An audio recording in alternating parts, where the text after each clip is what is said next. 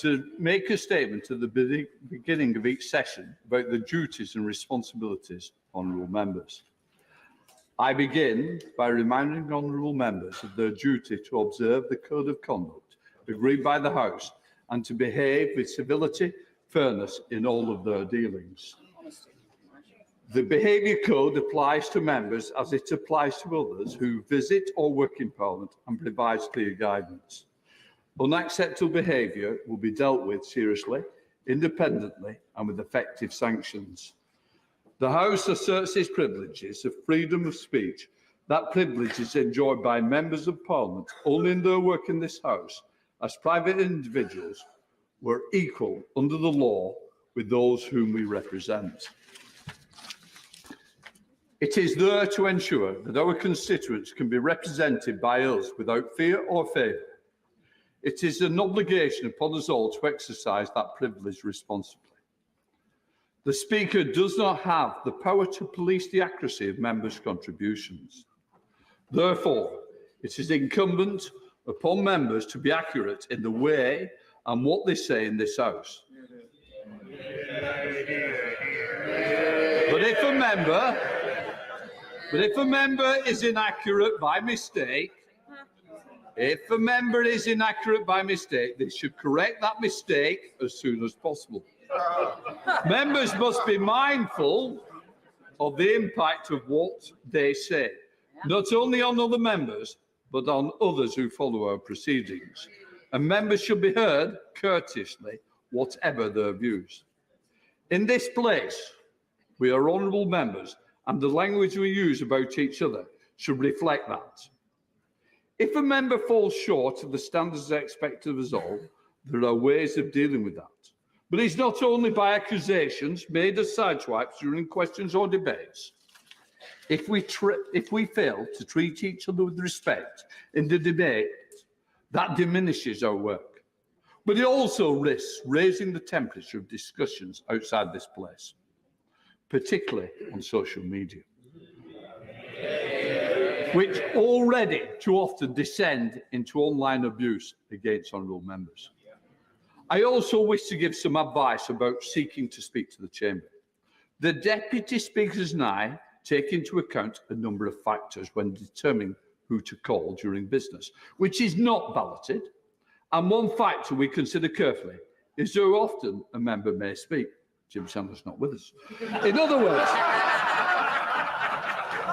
words, you have spoken much more than a colleague, then other things being equal, that a colleague is more likely to be called, or certainly more likely to be called earlier in the next debate for which you both apply. I know it can be frustrating not to be called in a debate or to be called very late. Prioritising those debates, question times, urgent questions and statements in which you seek to participate is one way of trying to avoid that happening. Now that we've started a new session, everybody's scores start at the reset button of 0. So I shall make clear that different principles apply to front benchers from the 3 largest parties who were nominated to speak on behalf of their parties. Staff in my office are very happy to offer further advice. Finally, I want all members and everyone in the parliamentary community to be able to go about their work safely, both online and here in Westminster. The security of this building and those who work here depends upon us all.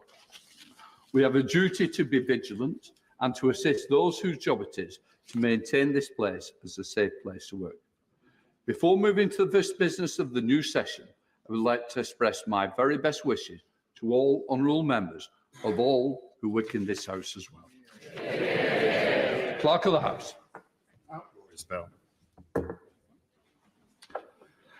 I have to acquaint the House that this House, this day, attended the Royal Highness, the Prince of Wales and the Duke of Cambridge. The Councillors of State, acting on Her Majesty's behalf in the House of Peers, and that His Royal Highness, the Prince of Wales, delivered Her Majesty's most gracious speech to both Houses of Parliament on Her Majesty's behalf in pursuance of Her Majesty's commands, of which I have, for greater accuracy, obtained a copy. I shall direct the terms of the speech being printed in the votes and proceedings. Copies are already available in the vote office.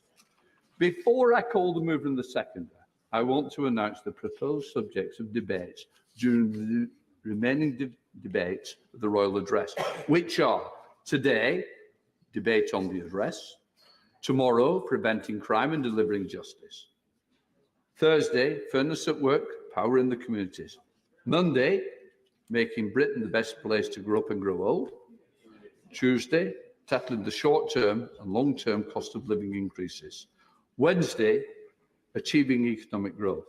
So now I have the pleasure of first to call Graham Stewart to move, then Faye Jones to second the address. So I now call that shy retiring Graham Stewart.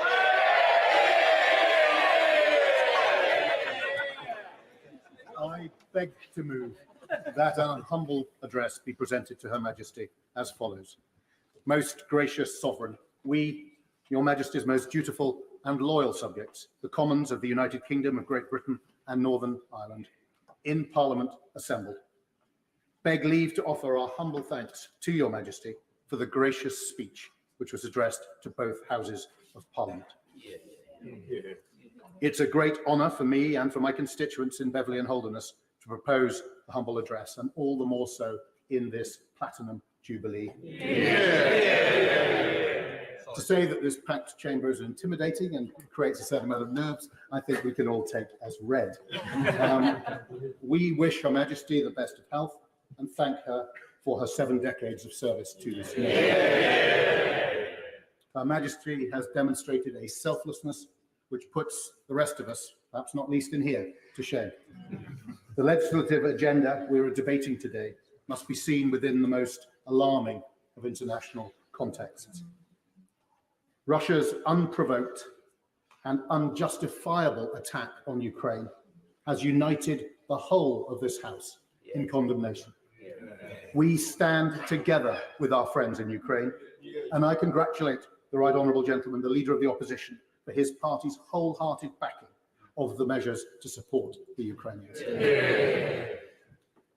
We are providing, Mr. Speaker, rocket launchers, complete with rockets, so different from the Trident submarines that the Honourable Gentleman's party previously proposed,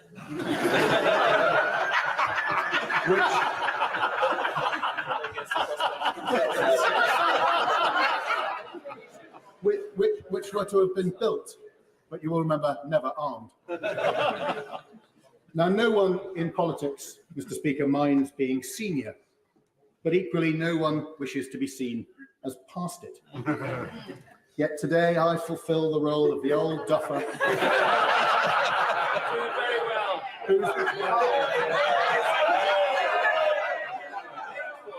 whose best days are behind him.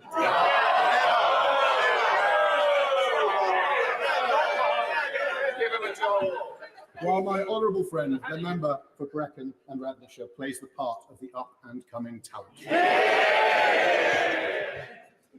The Chief Whip certainly made the right decision with the latter choice,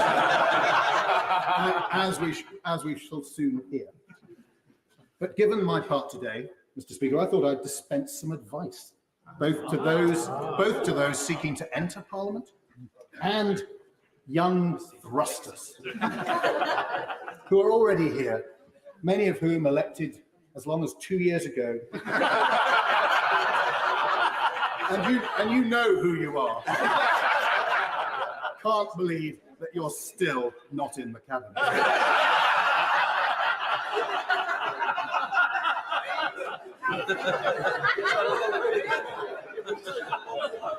Mr. Speaker, some of us are here for a long time, some for a short time, and some, according to our media friends, for a good time.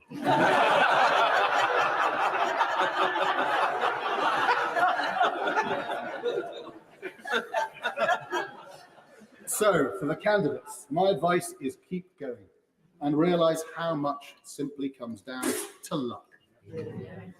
When I applied to Beverley and Holderness Conservative Association, the senior officers had already decided who they were going to have as their candidate.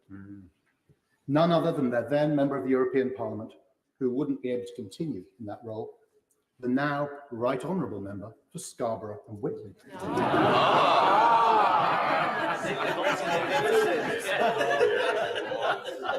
After I won that selection,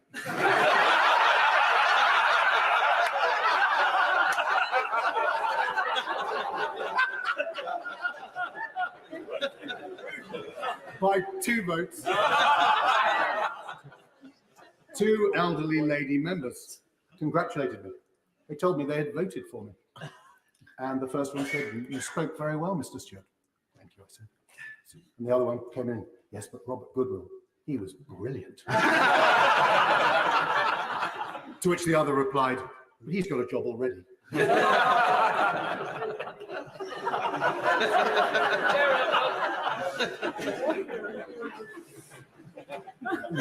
Robert, of course, won selection in Scarborough. He then went on to overturn Laurie Quinn's, a 3,500 majority, and was, I think, along with my honourable friend, the member for Shipley, the only Conservative candidate in the whole of the north of England to take a seat from the Labour Party at that election. Yeah. The leader of the opposition must wish it was so today. Instead, the only thing opening up for him in the north is a police investigation.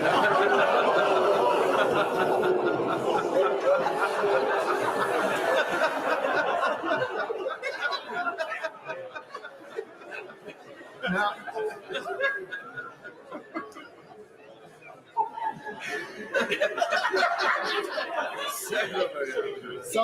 some months after the election, I met a member of my association's executive committee, and he actually congratulated me and said that he was glad that I had been selected as the candidate after all. I thought at last my hard work was being recognised, and he added, because, he said, because you'd have never won Scarborough.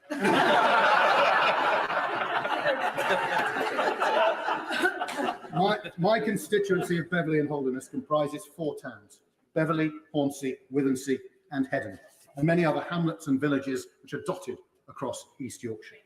It's a beautiful part of the world and has history as well as charm. Beverley has contributed more than most places to the improvement of our democratic system over the years.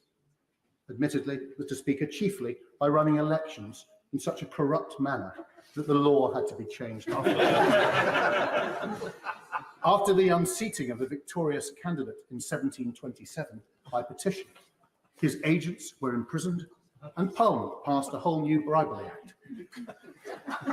But, Mr. Speaker, Beverley's notorious freemen were not to put off so easily.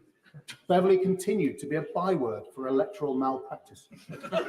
The novelist Anthony Trollope stood in the Liberal interest unsuccessfully in 1868, and such was the level of wrongdoing that a royal commission was established especially, and a new law passed, disenfranchising the town and barring it from ever returning a member of Parliament. Happy days.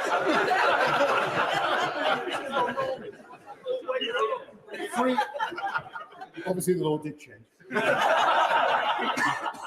Free beer and cash inducements were the electoral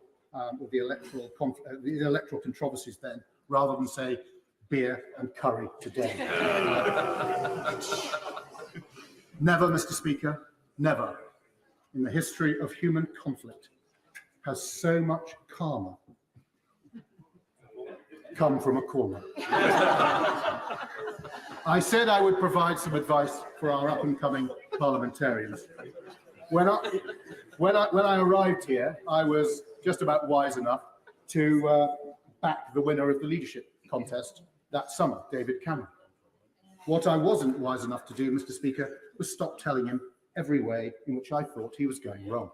And I do mean everywhere, which, funnily enough, resulted in an 11-year wait to be asked to go onto the front bench, which only came when he'd stepped down. Now, it may be that my right honourable friend, the member for Maidenhead, saw merit where her predecessor did not. But more likely, it was just that she'd seen a lot less of me.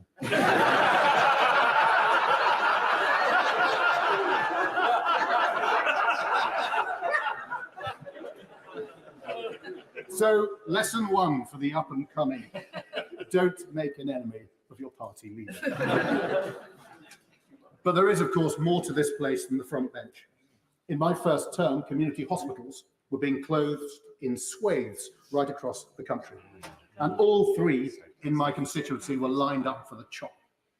Now, having led marches and demonstrations in all the towns across my constituency, it became obvious that the problem would not be solved locally. So I set up a campaign group, Chart, Community Hospitals Acting Nationally Together.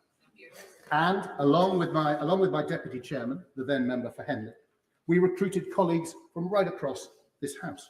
We waged guerrilla warfare on Labour's health department, breaking the record for the number of petitions presented in one day in this house. We held a rally outside this place with hundreds of people and banners and placards galore. David Cameron spoke, Labour MPs spoke. My deputy, I remember, gave a rousing speech and, so carried away with the righteousness of our cause, called on everyone to join us on a march to Parliament Square. So it was, Mr. Speaker, that our now Prime Minister found himself being intercepted by a police inspector who told him no permission existed for such a march and that we must go back. So I think there are two lessons here. Never stop campaigning for what you believe in, and having marched your troops to the top of the hill, never be afraid to march them down again if circumstances necessitate. Now, when the call did come, I was lucky enough to go into the Whip's office, the only communal playpen in Westminster, aside from the creche. Being there made me realise how little I knew after 11 years here, because as a Whip, you learn a lot. So that's another lesson. Join the Whip's office if you are asked. Now, given my position, I'd like to tell you that being in government isn't all it's cracked up to be. But actually it is. I served both my right honourable friend, the member for North Somerset, and my right honourable friend, the member for South West Norfolk, as Secretaries of State for the Department for International Trade.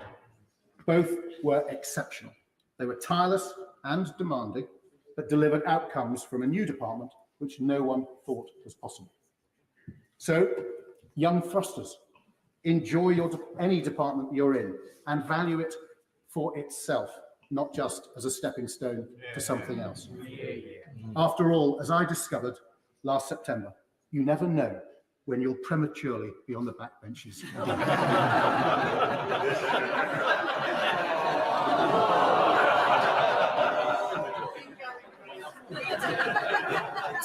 Today's Queen's speech unveils a substantial legislative programme under four main headings: boosting economic growth and helping with the cost of living, making our streets safer, funding the NHS and tackling the backlog, and providing leadership in troubled times.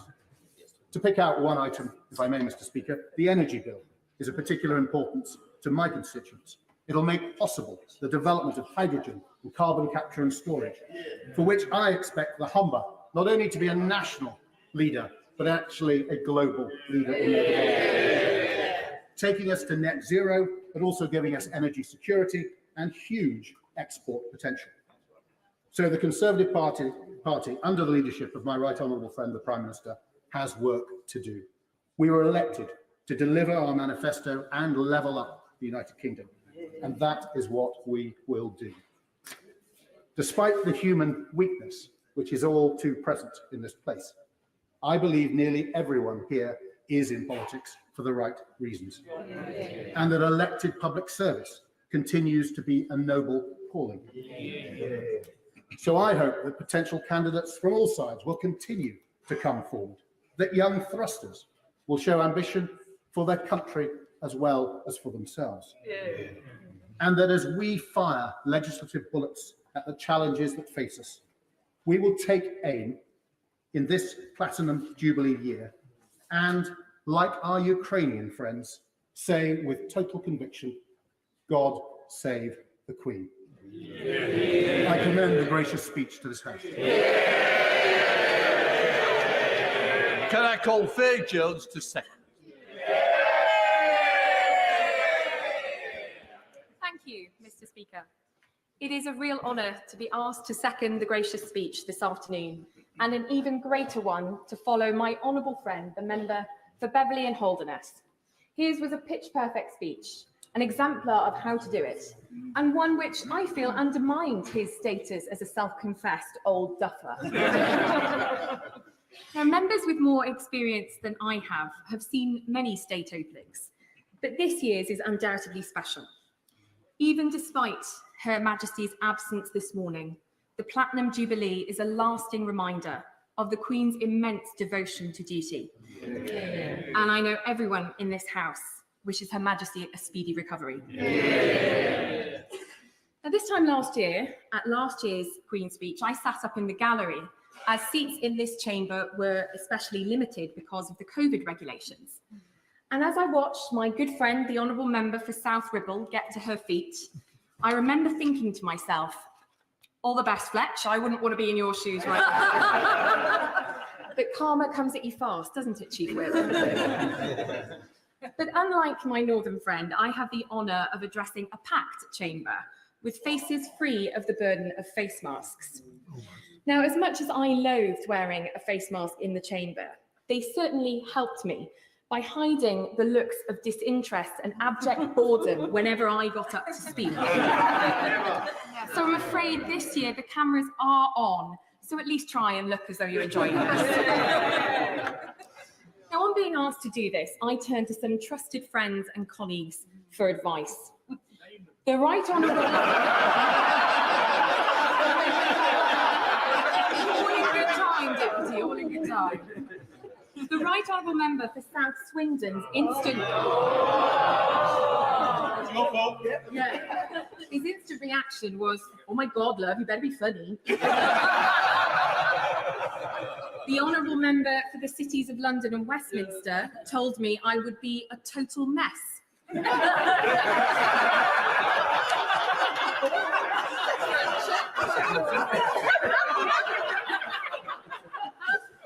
And even my dad, a former member and my inspiration in many ways, said after yesterday's rehearsal, well, you're going to have to tell the jokes better than that.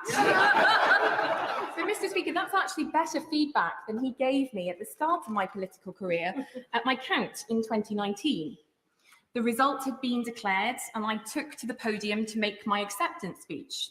My mum was beaming in the front row, and I saw my dad move to the back of the hall, presumably to get a better view or to take a photograph. But just a minute or so into my speech, Dad had had enough, and he gave me the winded up signal.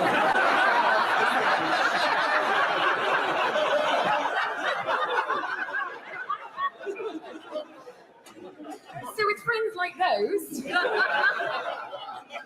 I ran straight for the warm embrace of the House of Commons Library. There I discovered that I am the 7th member from Wales to have taken part in the Loyal Address since 1874. I am the first woman from Wales and the first Conservative from Wales.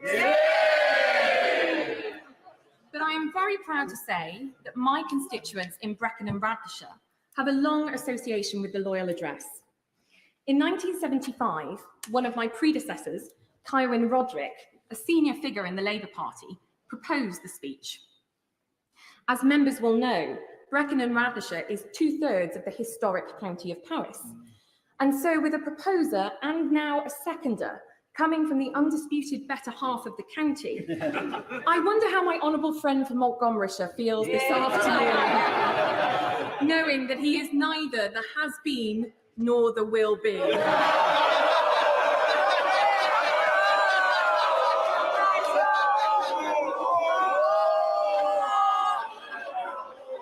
I withdraw that, Mr. Speaker. However, that I have even been asked to give this speech today is a surprise to many, most of all myself. I was always afraid that I had torpedoed my political career long before it even began. In 2005, when I was at university, I shared a flat with a friend who was working on the campaign to make my right honourable friend for Halton Price and Howden the Conservative Party leader. It was suggested to myself and a few friends that wearing a pink t-shirt which said it's DD for me, would go down a storm at party conference. Turns out it did. Sorry. So 14 years later, when I was asked at my selection meeting for Brecon and Radnorshire, have you ever done anything to embarrass the Conservative Party? I had to say yes. I was later asked what I had learned from the incident. I said that I don't look good in pink. Now, today is a proud day for my constituency and my family. Apart from stints in London for university and working in Europe, I have lived my whole life in Wales, raised in a firmly Conservative household. And I think being a Conservative in Wales has helped me develop the thick skin, which I hope will get me through today. Certainly helped after last week's results anyway. In 2019, my honourable friends, the member for Wrexham, Ynys Môn and I, became the first 3 women to be elected to the Conservative benches representing Welsh constituencies. I like to think that the 3 of us were worth the 100-year wait. But while we have some difficult questions to answer and challenges to meet on the treatment of women in this place, it is imperative that we do not put anyone off becoming a Member of Parliament. Yes, the House of Commons is a strange place to work, and yes, sometimes some people don't realise that they are part of the problem. But despite that, here is a place where women achieve great things. It was a woman who introduced the Autism Act, the late and much missed across this House member for Chesham and Amersham. It was a woman who delivered the Children's Funeral Fund and continues to be a pain in the government's neck on hormone replacement therapy. The member for Swansea East, who I'm sorry to see is not in her place today. It was a woman who secured inclusion in today's gracious speech that the government will license pedicabs right across the cities of London and Westminster for the very first time. No guessing, no prizes for who that was. And it was a woman, long before my time, who stood up to the might of the unions, empowered council tenants to buy their homes, and 40 years ago this year, protected the Falkland Islands. It is important, Mr. Speaker, that we say today, a woman's place is in the House of Commons. And by the way, it was also a woman who got 20 million quid out of the Treasury for the Global Centre of Rail Excellence, made cyber flashing a criminal offence, and got the MOD to scrap the closure of Brecon Barracks. Just saying. As much as we must attract more women to this place, we must do our utmost to attract wide-ranging talents so that our benches are filled with the plain-speaking common sense of the Honourable Member for Ashfield, the distinguished professional experience of the Member for Newbury, and dare I even say it, the political diplomacy of the Honourable Member for Stoke-on-Trent North, Hidsgrove.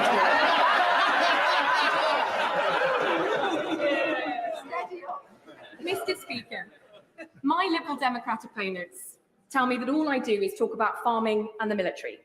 So today I will keep them happy and do exactly that. During my maiden speech, I said I felt I had won first prize in the lottery of life by becoming the member for Brecon and Radnorshire. That's as true today as it was then. It's a glorious part of the world, stretching from the upper Swansea Valley to just outside Ludlow. It is kept thriving by thousands of farmers, not trustafarian farmers who inherit their wealth, but the ordinary, mud under the fingernail, grafting farmer who works year-round to put food on our plates and to give their kids a future.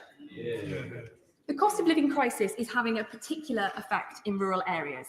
Costs of fuel and fertiliser are eye-watering, and this presents a real risk to our ability to feed ourselves. It is deeply tragic that it has taken war in Ukraine for us to focus on UK food security.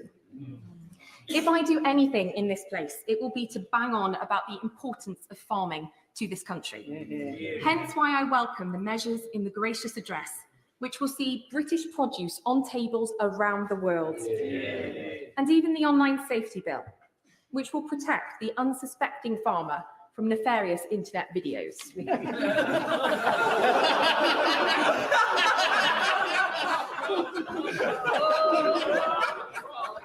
Mr. Speaker.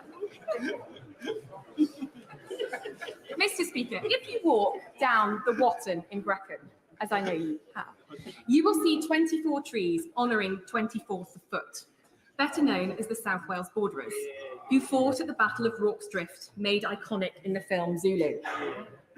Whether Brecon Barracks, Sennybridge Training Area, or the Navy's Outdoor Leadership Training Centre in Talabont, my constituency is extremely proud of its military footprint. We are also home to the Cambrian Patrol, the Olympic gold medal in infantry training, a 60-kilometre march for teams of 8 over just 48 hours. Now, I know he will be far too modest to tell you himself, but the Secretary of State for Wales is in fact a finisher of that event. So modest was he, so keen to keep his light under a bushel, that when we visited the Cambrian Patrol back in October, he brought his finisher's certificate along with him. And put it out on Twitter. It was dated 1987. I took great joy in pointing out that I was 2 years old at the time, and great joy recounting it again now. Over the years, many wrongs have been done to military veterans, and I applaud the efforts of those right across this House to correct that. The Honourable Member for Barnsley Central has led his benches in that effort. And on this side, my honourable friends with Plymouth Moorview and Wrexham have spoken for male and female veterans in ways few can match.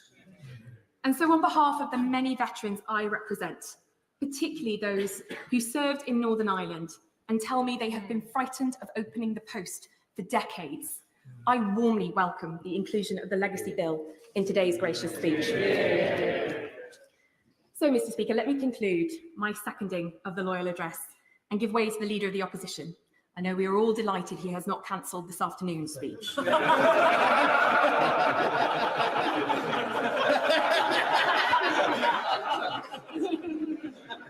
I warmly welcome it on behalf of my constituents.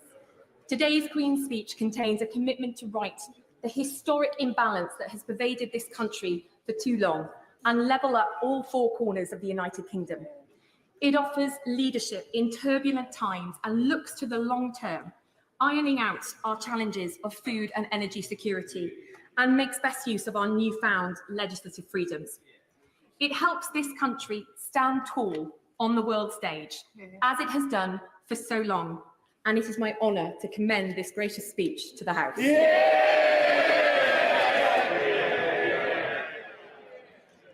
The question is that an honourable address be presented to Her Majesty as follows. Most gracious Sovereign, we, Your Majesty's most dutiful and loyal subjects, the Commons of the United Kingdom of Great Britain and Northern Ireland, in Parliament assembled, beg leave to offer our humble thanks to Your Majesty for the gracious speech which was addressed to both Houses of Parliament. I now call the Right Honourable Keir Starmer, the Leader of the Opposition. Thank you, Mr. Speaker. Before I turn to the address, I want to thank His Royal Highness, the Prince of Wales, for delivering the address this morning. And I too want to pay tribute to Her Majesty in the year of her Platinum Jubilee. Her dedication to Britain has been a reassuring constant in an ever-changing world. Her commitment to public duty, a reminder of the responsibilities we all owe each other. Her dignity and her leadership, an inspiration to all of us. She will forever have all of our thanks for 70 years of service to our country. We all wish her well. I also want to congratulate the Prime Minister. He's achieved a new first. The first resident of Downing Street to be a constituent of a Labour council. I'm sure they will serve him well. And I want to congratulate Mr. Speaker, I want to congratulate the mover and the seconder on their fine and funny speeches. I understand that the member for Beverley and Holderness owns over 900 copies of Eagle comic books. He's no old duffer.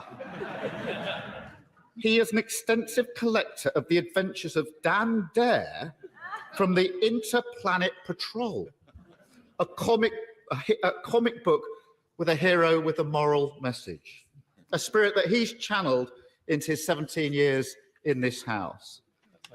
Although there is some mischief in him, as he's just demonstrated in his speech. I particularly liked his advice that you should make an enemy of your party leader.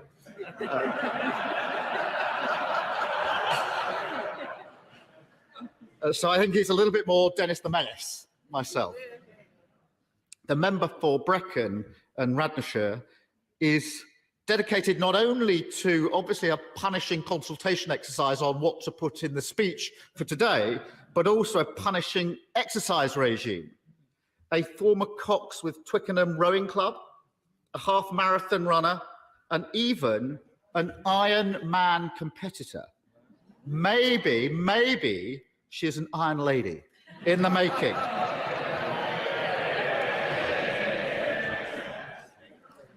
And I know that if they were here, David Amis and James Brokenshire would have been proud of both the mover and the seconder. Yeah. We all miss them both. And I know the pain on the Conservative benches is still raw. Their friends taken too soon. But their passing leaves us united in our resolve to defeat the evils of both extremism and cancer. I also want to pay tribute to my dear friend Jack Dromey. Jack picked fights on behalf of working people, and he won them. In 1975, he led the first Equal Pay Act strike. He campaigned for the rights of cleaners everywhere, from the House of Commons to MI5. And in the last year of his life, he campaigned for a public inquiry on behalf of the families bereaved by COVID. The only way that we on these benches can really pay tribute to Jack is to aspire to champion working people as well as he did. Yeah. Because, Mr. Speaker, times are hard, but they're much tougher than they should be. As we emerge from the pandemic, find a new place in the world outside the European Union, and transition to a carbon neutral economy, our country faces great challenges. But at the same time, great opportunities are within our reach. We can rebuild stronger, learning where our society and our services need more resilience. We can do more than just get Brexit done. We can ensure Britain is in the best position to thrive outside of the European Union. And we can lead the world in zero carbon industries, generating high-skilled, high-wage jobs across the country. But, Mr. Speaker, for that to happen, we need a government of the moment, with the ideas that meet the aspirations of the British public. This thin address, bereft of ideas or purpose, without a guiding principle or a roadmap for delivery, shows just how far this government is from that. Too out of touch to meet the challenges of the moment, too tired to grasp the opportunities of the future. Their time has passed. Mr. Speaker, the first great challenge our country faces is the cost of living crisis. Inflation stands at 7% and rising. Household bills have gone up by hundreds of pounds. The cost of the weekly shop has rocketed, and people are seeing their wages run out much earlier in the month and the value of their savings fall. I wish I could say that the worst is over. But last Thursday, the Bank of England revised down Britain's growth and revised up inflation. This government's failure to grow the economy over a decade, combined with its inertia in the face of spiralling bills, means that we are staring down the barrel of something we haven't seen in decades, a stagflation crisis. It is a truly shocking legacy of this government. It should humble those on the benches opposite who've ignored the red lights on our economy, even whilst wages were frozen for over a decade, and whose complacency is best summed up by a Prime Minister whose response to the crisis was to make fun of those that were worrying about inflation. A government of the moment would use the great powers that it has to tackle this head on. Bring forward an emergency budget with a windfall tax for oil and gas producers, which would raise billions. The money that could be used to slash the cost of energy bills and help businesses keep their costs down. Even the bosses at BP don't agree when the Prime Minister says it would deter investment. It's a common sense solution. But instead, the government is bereft of leadership. The Chancellor ruling the windfall tax in, the Business Secretary ruling it out, and a Prime Minister who doesn't know what he thinks.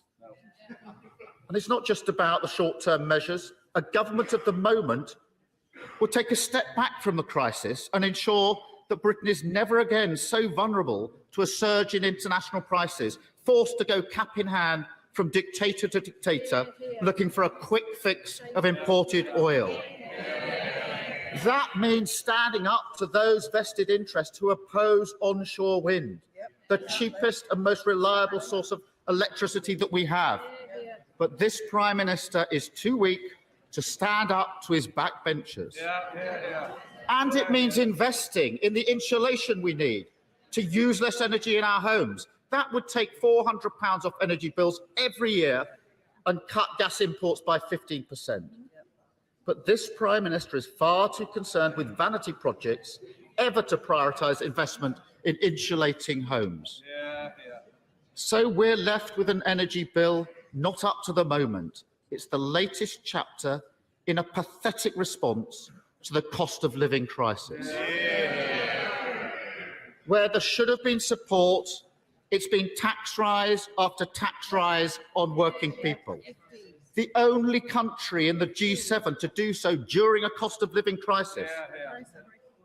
The low growth that led to the stagnation we see today is the same reason wages have been frozen for so long. Over 12 years of Tory government, the economy has grown far slower than when Labour was in power, and it's set to go even slower in coming years. The slowest growing economy in the G7 next year. As the Director General of the CBI said, for a country that's used to growth of 2 to 2.5%, the Conservative record is simply not good enough.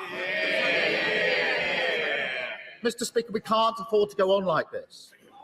If the Tories had simply matched Labour's record on growth in government, people would have had higher incomes, boosting public finances, and we could have spent £40 billion more on public services without having to raise a single tax.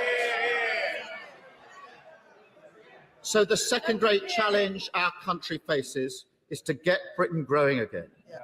A government of the moment would have grasped the nettle and set out a new approach to the economy, an approach based on a stronger partnership between government and businesses, a partnership dedicated to growth. There would have been an industrial strategy to grow the industries of the future, with the government providing initial investment that brings confidence and security and acts as a catalyst for the private sector to invest in gigafactories, hydrogen and steel, high productivity jobs right here in Britain. A government at the moment would finally abolish business rates and replace them with a fair system that creates a level playing field with online giants so that our businesses can compete, invest and grow. And a government of the moment would have a plan to revive our town centres and new businesses, providing finance for a new generation of start-ups in our town centres, giving councils the power to take over empty shops and fill the space with workshops and offices in the jobs of the future. Instead of that new approach to the economy, we have a Chancellor who thinks it would be silly to do anything different. A Chancellor who, rather than partnering with business, has loaded them up with debt and wonders why they're struggling to invest. A Chancellor who seems content to have the slowest growth of any G20 country, bar one, Russia. A Chancellor whose legacy will be low growth, high inflation and high tax, and with it the diminishing of Britain's living standards. No hope of taking on the big challenges, no hope of seizing the great opportunities. Hopeless. And because they're not up to the challenge of growing the economy, all those tax hikes aren't going into improving public services. No chance of a doctor's appointment. People forced to wait months for urgent mental health treatment. Supersized classrooms the norm again. Never before have people been asked to pay so much for so little. And Mr. Speaker, the third great challenge we face is ending the poverty of ambition this government has for our public services. That means a government at the moment relentlessly focused on school improvement. Labour would improve leadership and teaching standards at state schools, funding it by ending tax breaks for private schools. It means a government of the moment that would finally deliver world-class mental health provision that matches years of empty rhetoric on parity with physical health. Labour would hire new clinicians so we can guarantee mental health treatment in 4 weeks, paid for by closing loopholes to private equity firms. Instead, we have a government that went into the pandemic with record waiting lists and has got no plan to get them down anytime soon. A government that takes the public for fools by pretending that refurbishing a hospital, a wing of a hospital, is the same as building a new hospital. A government that can't hire the GPs it promised or the GPs we have to see more patients. Lost in spin, no ambition, not up to the challenge of the moment. And it's not just education and health that needs reform. Fraud has become commonplace. 7 million incidents a year. Britain routinely ripped off. But the business sector has suggested it doesn't even count as crime. The fraud is just the tip of the iceberg. Victims are being let down whilst this government lets violent criminals off. The overall charge rate stands at a pathetic 5.8%, meaning that huge swathes of serious offences like rape, knife crime and theft have effectively been decriminalised. A government of the moment would say, enough is enough. Invest in community policing. Pulling resources, nobody can be proud of this record of 12 years. Invest in community policing. Pulling resources away from vanity projects like his ministerial yacht. It would strengthen protection for victims of crime and antisocial behaviour and increase the number of specialist rape units in the justice system so that it stops routinely failing women. Instead, we have a government that talks tough whilst letting the justice system fall apart. No care for victims or their communities, not good enough, not up to the moment. We have a government whose time has passed, a cabinet out of ideas and out of energy, led by a Prime Minister who's entirely out of touch. Mr. Speaker, it doesn't have to be this way. It won't always be this way. A Labour government would tackle the cost of living crisis head on. Get Britain growing again after 12 years of failure. Improve public services so they deliver for people paying for them. A Labour government would rise to the moment where this government has badly failed. Thank you, Mr. Speaker.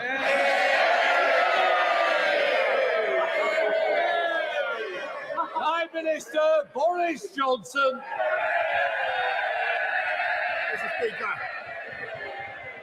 Mr. Speaker, allow me to join you and members across this House in thanking His Royal Highness, the Prince of Wales, for delivering the gracious speech, and in sending our warmest wishes to Her Majesty the Queen. The whole House knows the reluctance with which Her Majesty made today's decision, and her extraordinary service to this nation continues to inspire us all. Mr. Speaker, as we come to the halfway point of this Parliament, this country has seen off the biggest challenge any post-war government has faced, but the cost of the pandemic has been huge, with the biggest fall in output for 300 years, the necessitated government expenditure of £400 billion. And the aftershocks are still being felt across the world, with a global spike in energy prices, the impact we're seeing on the cost of food. And it's precisely because this government got the big calls right and made the tough decisions during the pandemic that we had the fastest economic growth in the G7 last year, and will return to that status, by the way, by 2024, Mr. Speaker, and therefore have the fiscal firepower to help families up and down the country with all the pressures they face now. And we will continue to use all our ingenuity and compassion for as long as it takes. And my right honourable friend, the Chancellor, and I will be saying more about this in the days to come. But at the same time as we help people, we need the legislative firepower to fix the underlying problems in energy supply, in housing, in infrastructure, and in skills, which are driving up costs for families across the country. And this Queen's speech takes those issues head on. And above all, we're tackling the economic challenges with the best solution of all, and that's an ever-growing number of high-wage, high-skill jobs, Mr. Speaker. Jobs. And we drive up employment by creating the right platform for business to invest. Making our streets safer, 20,000 more police, creating a healthier population, 50,000 more nurses, funding the NHS to help them clear the COVID backlogs, and giving the confidence that people know that they will be looked after in old age by fixing social care. Delivering gigabit broadband, giving the remotest parts of the country the access that they need, and using our Brexit freedoms to enable revolutionary technologies like gene editing to help our farmers grow more nutritious and more productive crops. And it's that combination of public and private sector together that is tackling unemployment, with 500,000 people more on the payroll now than before the pandemic began. And it is that strength at home that enables this country to show leadership abroad, as we have done and will continue to do in supporting the people of Ukraine. So this Queen's speech delivers on our promises. It will not only take us through the aftershocks of COVID, but build the foundations for decades of prosperity, uniting and levelling up across the country. Mr. Speaker, allow me to join the Leader of the Opposition in paying tribute to those colleagues we've lost in this parliamentary session. And time will not dim our shock at the despicable murder of Sir David Amess, a friend to so many, who lost his life giving the service he loved most, a constituency surgery in a local church. And among the many legacies of Sir David, which include his amazing work on animal welfare, his campaign to support women with endometriosis, I'm proud to say that today Southend-on-Sea stands as a city in his tribute. Yesterday we gathered at St Margaret's Church to remember James Brokenshire, a true gentleman who faced his battle with cancer with enormous courage, generosity, and strength of character. It was typical of our dear friend that even in the midst of his own battle, he was supporting and encouraging others to seek help, campaigning for better lung cancer screening and becoming the first MP to secure a debate on the issue on the floor of this House. We willed him to pull through because the world needs more people in public life like him. His loss is felt deeply on all sides of this House and by all those whose lives he touched. Finally, we began the year by joining the Right Honourable Member for Camberwell and Peckham in paying tribute to her wonderful husband, Jack Dromey, one of the great trade unionists of our time, who, having married someone who would go on to become, in his words, the outstanding parliamentary feminist of her generation, will also be forever remembered, in his words, as Mr. Harriet Harman, née Dromey. We all knew him as a man of great warmth, energy, and compassion, and he commanded the utmost respect across this House. Mr. Speaker, the gracious speech was magnificently proposed. Self-deprecating, I thought, by my honourable friend, the member for Beverley and Holderness, whose campaigning brilliance I've seen at first hand, as he pointed out, when as backbenchers almost 20 years ago, he and I organised a demonstration against Labour's plan to close community hospitals. It was called Chant, Community Hospitals Acting Nationally Together. And his memory of it is much more glorious than mine. I remember only a tiny handful of desperadoes. And we were stopped almost immediately by the police, who seems, Mr. Speaker, who turned us back. But he nonetheless succeeded in forcing the government to perform, the then Labour government, I should stress, to perform a U-turn on the funding for community hospitals, and as a great pace bowler or medium pace bowler, probably I should say, a great medium pace bowler, he bowled them middle stump, Mr. Speaker, and it's fitting that today he is proposing the gracious speech for a government that is delivering the biggest NHS catch-up programme in history, and far from closing hospitals, building new hospitals, Mr. Speaker. 48 of them, in fact. So we have the best health service in the world. I know, by the way, that he has experience of healthcare in a less fortunate country. He was lying in bed with a fractured rib after a skiing accident in Chamonix, when 3 men in white coats arrived claiming that they were there to perform the operation. And on closer inspection, they turned out to be the members for Halton, Price and Howden, the member of Sutton Coldfield, and my honourable friend, my noble friend, Lord Lancaster. At which point it is said that my honourable friend levitated miraculously from his bed and made his escape. His speech was in the finest traditions of this House. I was delighted that the motion was seconded by my honourable friend, the member for Brecon and Radleyshire. Some more seasoned members will remember the 14 years of service rendered to the people of Cardiff North by her father, Gwilym, who joins us, I'm told, in the gallery today. Delighted to see him there, and I'm sure he'll be filled with admiration at the speech just delivered by his daughter. I also know the Honourable Lady sadly lost her mother earlier this year, and I have no doubt that she too will be simply bursting with pride as she looks down on us today. Because while the Honourable Lady may only have been an MP for a few short years, she has already established herself as a fantastic campaigner, including, actually, she said herself, changing the law to ban cyber flashing, saving Brecon Barracks, and with the Queen's Dragoon Guards, securing the return of a permanent Welsh regiment in Wales. Nor was she prepared to remain silent while the leader of the opposition's colleagues in Cardiff tried to keep Wales in perpetual lockdown. She is a tireless advocate for Welsh veterans and the armed services generally, an issue that is personal as well as political for her. And as a fellow enthusiast for dogs at polling stations, I was delighted to see her take Nancy the Labrador to the polling stations on Thursday. Nancy is, of course, named in honour of Nancy Astor, a great Conservative woman who certainly left a mark on this place and this country, and whose influence and achievements I am quite sure the Honourable Lady will emulate in the long and successful career that clearly awaits her. It was a pleasure to hear from her, and I thank her for seconding the motion. Mr. Speaker, on Sunday I spoke to my G7 counterparts together with President Zelensky, urging our international partners to join us in going further and faster in supporting Ukraine. And I'm sure the whole House will share my sorrow and revulsion at events in Mariupol in eastern Ukraine, which has endured weeks of merciless Russian bombardment and some of the worst atrocities of the war.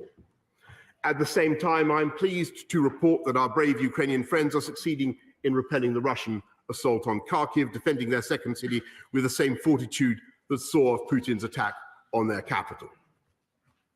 We should be proud that when their very survival, the survival of great European democracy, was imperiled, our United Kingdom has led the way, providing Ukraine with the weapons to defend itself and helping the world to impose the toughest economic sanctions on Putin.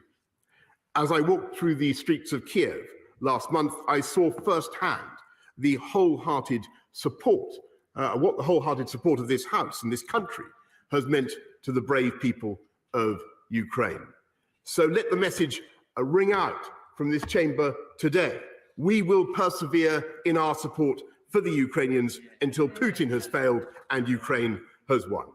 Mr. Speaker, during the pandemic, this government worked night and day at extraordinary speed to protect lives and livelihoods across our whole United Kingdom, whether by injecting £400 billion of direct support to the economy and supporting jobs through our world-leading furlough scheme, becoming the first country in the world to administer an approved COVID vaccine, or by delivering the largest testing program and the fastest vaccine booster campaign in Europe, all of which allowed us to retain one of the most open economies and societies across the continent, which we wouldn't have done, by the way, if you listened to my party office, with the fastest growth in the G7 last year. Now we will bring that same urgency, impatience, and determination to deliver on our mission of getting our country back on track and easing the burdens on families and businesses across the land. That's why we've already committed £9.1 billion to assist with energy costs alone. We're giving back £150 to people in their council tax, cutting fuel duty, increasing the warm homes discount, creating increasing the warm homes discount, creating a tax cut for 30 million workers by raising the national insurance threshold, delivering the biggest ever increase in the national living wage, worth an extra £1,000 a year for those working full time, Mr. Speaker. But however great our compassion and ingenuity, we cannot simply spend our way out of this problem.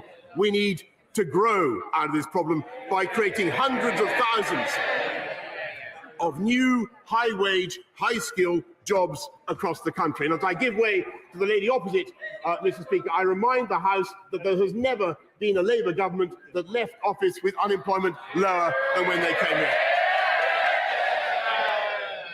Can I just say it's not normal we do give way, but obviously the Prime Minister has Sir Owen.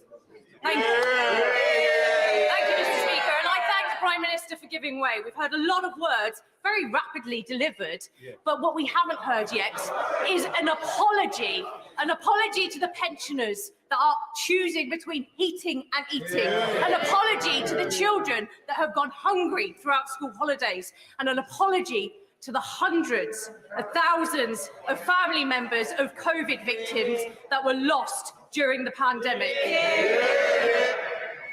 Mr. Speaker, of course, this government is doing absolutely all we can to help people during the pandemic, to help pensioners. And by the way, it was this government that introduced the triple lock for pensioners to protect them. This government that helps people with the cost of eating, the £9.1 billion that we're putting in, the holiday activities and food programme that we put in, Mr. Speaker, the extra billions that we're putting in to support local councils. But be in no doubt, this is what I think everybody in this country needs to understand. And what we are doing, Mr. Speaker, is making sure that we have a strong economy with high-wage, high-skilled jobs that will enable us to take this country forward. And that would simply not have been possible if she had listened to the advice of her front bench who wanted to keep us in lockdown, Mr. Speaker. And that's absolutely true. Absolutely true. And it was worth giving way just to make that point, Mr. Speaker. And that's why we're going to continue with our levelling up and our regeneration bill, which will help to which will help create these jobs wherever people live in communities across the whole of the United Kingdom. That is the objective of this Queen's speech, Mr. Speaker. It is all focused on driving growth and jobs. Our schools and higher education bills will ensure that people have the skills to do them, raising standards in our classrooms, implementing the lifetime skills guarantee so people can retrain and acquire new qualifications at any stage of their life. And our energy bill will power our new green industrial revolution, creating hundreds of thousands of new green jobs, taking forward this government's energy security strategy. And about time this country had one. With £22 billion, Mr. Speaker, they didn't want a single nuclear power station. Come on, be honest. Look at them. Great quivering jellies of indecision that they are, Mr. Speaker. Our £22 billion infrastructure bank supporting the transition to net zero, vast new green industries, in which our United Kingdom will once again lead the world. Mr. Speaker, just as we got Brexit done, so with this Queen's speech, we will finish the job of unleashing the benefits of Brexit, to grow our economy, to cut the cost of living, and by bringing the urgency and ambition to how we exercise our freedoms that we have regained, our Brexit Freedoms Bill will enable us to amend or replace any inherited EU law with legislation in UK law that puts the interests of British business first and British families first. And so that is what we are going to do. We're going to seize the chance to make our United Kingdom the best regulated economy in the world. We're going to take forward those trade deals we've got with 70 different countries, worth over £800 billion a year, with specific legislation in this Queen's speech. I hope I'm not speaking too fast for the Honourable Opposite.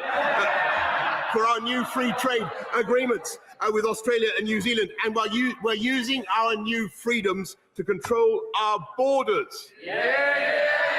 With a new plan for immigration so we can fix our broken asylum system, tackle illegal immigration that undermines the legal immigration that we support. Crack down on the vile people smugglers. And I know that the leader of the opposition, or perhaps I should, in deference to his phrase, I should refer to him as the leader of the opposition of the moment, Mr. Speaker. The leader of the opposition of the moment likes to oppose these plans, or he claims he opposes them. But it turns out that legislation to permit the offshoring of asylum seekers. Order. Only one on the sorry, Prime Minister. Only one person can be on the feet at the same time. The Prime Minister's not giving way. Prime Minister. Yes, Mr. Speaker, the leader of the opposition of the moment purports to oppose these plans, claims to oppose these plans, but it turns out they were actually pioneered in 2004 by a Labour government. The right honourable gentleman may have got Tony Blair to take part in his election campaign, but it's a shame he cannot get behind Tony Blair's policies, Mr. Speaker. During the pandemic, we marvelled at the courage and commitment of so many people, all the people working in our public services, from the extraordinary men and women in our NHS, risking their lives to save others, to those toiling to keep our country going, whether in schools or shops or on public transport. So it is right, Mr. Speaker, that this government is now investing more in our NHS than any other government in history, giving our NHS the funding it needs to help clear the COVID backlogs, and we will also make sure that every penny is well spent. So whether through pop-up clinics in our communities, more face-to-face GP appointments, or new cancer screening machines, we maximise the ability of our NHS to check and treat its patients.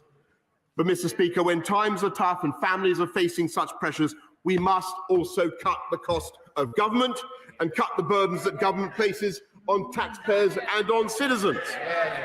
We can't have expensive delays in delivering passports and driving licences that see families stranded and unable to go on a holiday. HGV drivers unable to transport goods around this country in the way that is so integral. So integral to the economy we need, and we're going to fix it. So let me send a very clear message from this House today. This government will not tackle the post-COVID manana culture. We will take whatever steps are necessary to deliver for the British people, because the British people are not prepared to wait, and we share their impatience. Mr. Speaker, we will get through the aftershocks of COVID just as we got through COVID, as I've told you, with every ounce of ingenuity and compassion and hard work. Not by irresponsible spending that merely treats the symptoms of rising prices while creating an ever bigger problem for tomorrow, but by urgently pressing on with our mission to create the high-wage, high-skilled jobs that will drive economic growth across the United Kingdom, the whole United Kingdom. That is the long-term sustainable solution to ease the burden on families and businesses. That is the way to get our country back on track after the pandemic, to unite and level up across our whole country exactly as we promised. That is what this Queen's speech delivers, and I commend it to the House. Call the leader of the SNP, Ian Blackford. Thank you, Mr. Speaker, and can I thank the Duke of Rothesay for coming to Parliament today and leading us in the state opening. And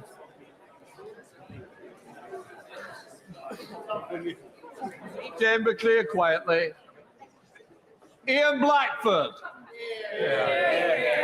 thank you, Mr. Speaker. And can I thank the Duke of Rothesay for coming to Parliament today, for leading us in the state opening with the address that we had, and to send the best wishes from everyone across the House, and certainly from our own benches, to the Queen on what is such a momentous year for her. We also need to reflect on those that we have sadly lost over the course of the last session of Parliament. And we think of James Brokenshaw, we think of David Amos, and of course we think of Jack Dromey. Three outstanding but different parliamentarians, all who I think were a fine example to all of us of how to conduct ourselves in this place. Let me thank the member for Beverley and Holderness for his moving of the motion this afternoon, an erudite treatise round his history in government, and I hope he's still got a lot to give. He's made it very clear that he was removed early from office by the Prime Minister, and perhaps he still has some days ahead of him. But I think it's important that he stressed that the unity that there is in this House on the topic of Ukraine, that we all stand together, Mr. Speaker, with our friends in Ukraine, and standing up for the warmonger, the war criminal that still resides in Moscow. He will face justice, and we will make sure that ultimately that the people of Ukraine prevail. But of course, I thought it was interesting that the honourable member told us that the recent difficulties that the Prime Minister has had with the Metropolitan Police, they are not new. He's had his collar felt in the past as well. And let me also thank the seconder of the motion from Brecon and Radnanshire. I think really what we had was a job application for government from the member, and I'm sure she'll have a long and fruitful career in front of her as a member of this House and a member of the governing party. Mr. Speaker, as much as I hate to rub salt into wounds, this Queen's speech has one very obvious backdrop that deserves mention, and that's the democratic drubbing the Prime Minister and his party got last Thursday. And I know that they might want to hide from that reality, but the message from people right across these islands was crystal clear. The people made clear that this is now a Prime Minister facing his final days in office and a Tory government that it's on its last legs. And I'm proud to say, Mr. Speaker, that Scotland sent the strongest message of all. Now, I understand this might be a wee bit uncomfortable listening for the opposite benches, but they need to hear it all the same, because they need to hear what Scottish democracy is telling them and has been telling them for years. Last Thursday, Mr. Speaker, saw the best ever result for pro-independence parties in the local elections. The Scottish National Party is the largest party in the largest number of councils, the greatest ever result in a local election in our party's interest. This is, Mr. Speaker, the 11th election victory in a row for the SNP, and it's the 8th election in a row that the SNP has won under the leadership of Nicola Sturgeon. Mr. Speaker, a party in government winning more votes than winning more seats. Can you imagine that, Prime Minister? No, I can't. So that's what we did. What about the Conservatives? Down by 100,000 votes, and they lost 66 seats in Scotland. And the worst news for all of them is, after all of that, they've still kept their leader. So democracy has spoken in Scotland. It's spoken before, and it will speak again and again. And all our democratic decisions are saying exactly the same thing. Scotland rejects this Westminster government. We reject the Tory party, and we are demanding the choice of an independent future. Because the Scottish people know the cost of living with Westminster. We know the price we pay with the Prime Minister and the price of being stuck with a Tory government we didn't vote for. And it's a price none of us in Scotland, not one of us, can afford to pay any longer. And at that, I will give way. I thank the right honourable gentleman for giving way. And I'd like to ask him a direct question. How does it feel that 8 years after Scotland so conclusively said no, to separation. That the pro-independence parties are still getting the same proportion of votes as they achieved 8 years ago, despite everything that's been thrown at us and despite, frankly, everything that we've thrown at ourselves. When will the right honourable gentleman admit that the game is up? Well, I have to say, and I'm going to call him my honourable friend because I do enjoy his company, but I have to say to him that if the game is up, for anybody or any party, then the game is up for the Tory party in Scotland, and the game is up for the Union. And I say to him that he needs to reflect on the fact that the SNPs won the last 11 elections, as I said. We went to the public and we asked for a mandate to have an independence referendum. Well, I hear from a sedentary position we didn't get one. I would ask honourable members opposite to reflect very carefully. Because when we consider the first past the post elections, firstly, to the Scottish Parliament last year, we won 62 of the 73 seats. And there is, Mr. Speaker, a pro-independence majority in the Scottish Parliament. And we hear in the Queen's speech today about respecting democracy. Why are the Scottish Conservatives and those in London denying democracy for the people of Scotland? How many times, Mr. Speaker, how many times do the people of Scotland have to elect the SNP into government? And Westminster says no. What price democracy? What price democracy, Mr. Speaker? When this place ignores the sovereign right and the will of the Scottish people. And I will tell you this, that a day of reckoning will come for those that are seeking to frustrate the rights of Scots to have a referendum, because, Mr. Speaker, that day will come. And that day will come, and not only will there be a referendum, but we will win that referendum, because, Mr. Speaker, that is what democracy is about. Am I right, honourable friend? Thank you very much, Mr. Speaker. Does he agree with me that the reason that this shower of corrupt criminal Conservatives are blocking Scotland's right, Scotland's democratic and legal right to have a democratic mandate over their own future, is because they know.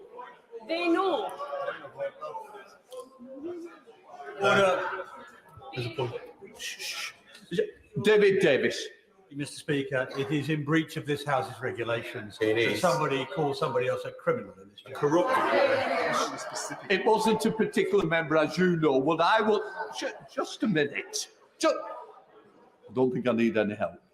What I would say is, we want moderate and tolerant language that doesn't bring this House or expect members outside to copy the behaviour. I want good behaviour and I want moderate language. I want people to think before they speak. In Blackford, no. Thank you, Mr. Speaker, and I agree with my honourable friend, and I'll come on to. We don't want to get into this. I will come on to these points in just a second, but let me say respectfully in particular to the member for West Aberdeenshire and from the member from Banff-and-Buchan, because I think they know that a referendum will come. And let me take the warnings from the Speaker about behaviour in this House and how we should all reflect on our behaviour and how we all interact with each other. And that goes right across the House, and I say that to my friend from Edinburgh South sitting on the Labour front bench as well, that when we have that referendum, it's implicit on all of us that we engage constructively. And let's examine and by all means pull apart the arguments for and against Scottish independence. But let's treat the electorate with respect. And let's trust the electorate who have given the Scottish Government that mandate to have that referendum. Mr. Speaker, the most, I hear what you did in 2014.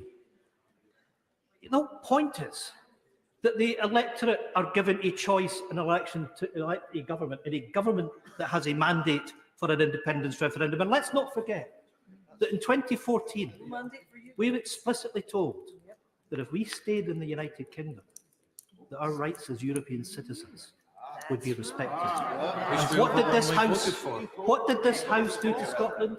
This House took Scotland out of the European Union against its will. And it's perfectly right, under those circumstances, Mr. Speaker, that the people of Scotland have got the right to revisit whether or not they wish to become independent. I'm going to make some progress.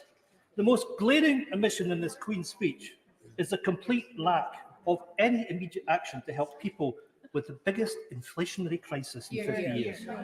Democracy spoke last Thursday, but it's pretty evident that the government hasn't listened. And what we saw from the Prime Minister today, he certainly hasn't learned. Because, of course, people turned out last week to punish the Prime Minister for the scandal of Partygate. Let's not forget, the public know that this Prime Minister is the first, the only Prime Minister that has found to have broken his own laws in office and still sits here as Prime Minister. That should shame this House as it shames us. But the electorate also turned out to punish a Prime Minister and a Chancellor who have been so consumed by the crisis of Partygate that they've failed to lift a finger to fight the Tory-made cost of living crisis.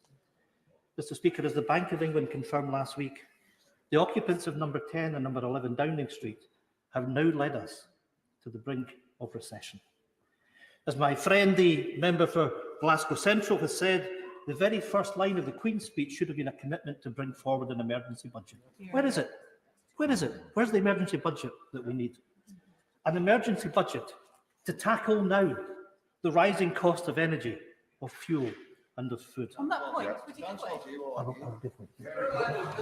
thank you. I'm grateful to him for giving way. Would he agree with me that it is remarkable that for a government that says it cares about the cost of living crisis, there was absolutely nothing new in this Queen's speech, for example, around a mass home insulation programme, which would be the cheapest, most effective, fastest way of getting our emissions down, creating hundreds of thousands of jobs, tackling climate emissions as well, yet we've had nothing new in this Queen's speech on that at all.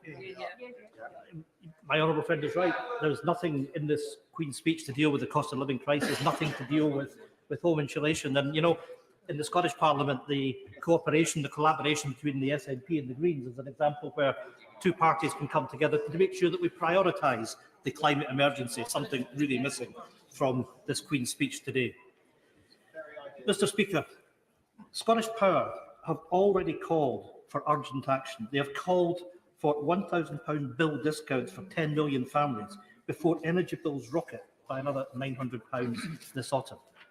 And yet, once again, nothing from the Prime Minister and the Chancellor in this Queen's speech. In fact, the Chancellor has already told us that this strategy to tackle the cost of living crisis is literally to sit in his hands because he thinks it would be silly to act. Silly to act at a time that people are facing tough decisions and whether to turn the heating off, whether they can afford to put food on the table. And the Chancellor thinks it's silly to act. That tells everything that we need to know about the humanity and the compassion of this Conservative government. And yet, just like the Spring Statement, nothing has come from this government. This Queen's speech represents one more missed opportunity. And I can give the Prime Minister some suggestions. He could have matched the Scottish child payment, which doubled in April and will increase to £25 per week per child by the end of this year. Positive action to help those most in need. It could have matched the increase in Scottish issued social security payments by 6%. It could have done what governments are supposed to do in emergency, help people through it. By any measure or meaning, this government fails on all counts. Mr. Speaker, another gaping hole in this programme is when it comes to energy policy, as has already been raised. As my friend, the member for Kilmarnock and Loudon, has rightly said last month, the Prime Minister's energy strategy is nothing more than a contract, lacking any substance or ambition. The lack of ambition to drive growth and green investment and forge the path to net zero, not to mention an industrial strategy to back it up, fails this and future generations. That lack of ambition won't help investment in renewables, and it won't help a just transition, and it certainly won't help consumers now or in the long term. And as for us in Scotland, a country so rich in energy potential, it is fleecing us of our green present and future. On that point. Mr. Speaker, I thank the right honourable member for giving way. His constituency and my constituency border the Comedy Firth, which has the Nig fabrication yard where many of the mightiest platforms, oil production platforms of the North Sea were constructed. Would it not be a positive suggestion to Her Majesty's Government that we should power ahead with building floating offshore wind structures in the Highlands of Scotland, and that would help the Prime Minister and it would help us in Scotland as well. I'm very grateful for that intervention, and I agree 100% with what he said. In fact, he and I have been talking about that over the course of the recent months. There is fantastic potential for the Highlands, and not just for the Highlands, but for the whole of Scotland, to benefit from the industrial revolution that will come from the opportunities in green energy. And Mr. Speaker, we need to make sure that we learn from the lessons of the past, that we are able to capture that supply chain. And if we go back to the 1970s, Nig was a thriving industrial base, thousands of jobs in that community supporting the oil industry. And I know that my honourable friend, like I, wants to see the Highlands and Islands being a thriving area where there's an industrial future for us. But yes, absolutely, we need the UK government to help us on that. And I look forward to, together with my honourable friend, having discussions with the government and exactly how we take that forward. I can see the Secretary of State for Scotland nodding, so perhaps we can discuss that over the coming days. Since the start of this year alone, we know that the UK government has profited by at least £1.7 billion from the revenues that have been brought in from North Sea oil. All that revenue from Scotland's resources, and still this UK government is refusing to match the Scottish government's £500 million Just Transition Fund to help ease resilience on fossil fuels. And still, Mr. Speaker, no commitment to carbon capture and storage in Scotland's northeast. Not only is this with the Westminster government harming our planet, they are holding Scotland back. I'm genuinely grateful for the right honourable gentleman for giving way, particularly on the Scottish cluster being so important to my constituency in Banff and Buchan. Would he agree that the UK government has thus far committed £41 million to that project, but that wasn't what I wanted to intervene on.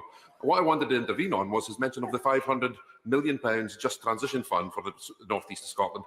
Could he do what his colleagues from Kilmarnock, Loudon and Aberdeen South haven't been able to do thus far, and describe in detail what is that £500 million going to be spent on in the North East of Scotland? Well, let me just say to the honourable gentleman that we've been shortchanged on not getting carbon capture and storage in Scotland. Twice now we've been promised it was coming. And we all know in Scotland that getting carbon capture and storage in the northeast of Scotland with the Acorn project is absolutely instrumental in getting to net zero by 2045. It's absolutely instrumental in making sure that Grangemouth has a green chemical future. And there can be no more dithering, there can be no more delay.